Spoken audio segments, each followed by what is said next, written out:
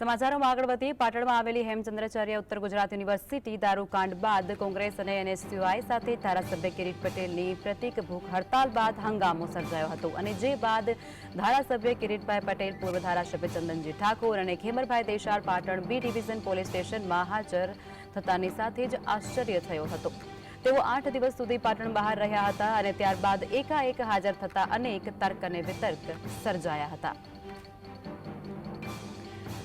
હેમચંદ્રાચાર્ય ઉત્તર ગુજરાત યુનિવર્સિટીની અંદર ધારાસભ્યો દ્વારા જે વિરોધ નોંધાવવામાં આવ્યો હતો તેને લઈ અને પોલીસ ફરિયાદ કરવામાં આવી હતી અને આજે પાટણની કોર્ટમાં આગોતરા જામીનની અરજી તે મુદ્દે તે લોકો કરી શકે છે। ત્યારે આજે તે તમામ લોકો પોલીસ સ્ટેશનમાં હાજર થતાની સાથે જ અનેક તર્ક અને વિતર્ક લાગી રહ્યા છે, જે અંતર્ગત ધારાસભ્ય કિરીટ પટેલ, ચંદનજી ઠાકોર અને ખેમર દેશાએ અચાનક જ પોલીસ સ્ટેશનમાં હાજર થતાની સાથે જ અનેક તર્ક વિતર્ક લાગી રહ્યા છે। બી ડિવિઝન પોલીસ સ્ટેશનમાં મોડી રાત્રે તેઓ એકાએક હાજર થયા હતા અને તેને લઈ અને આશ્ચર્ય પણ થઈ રહ્યું છે।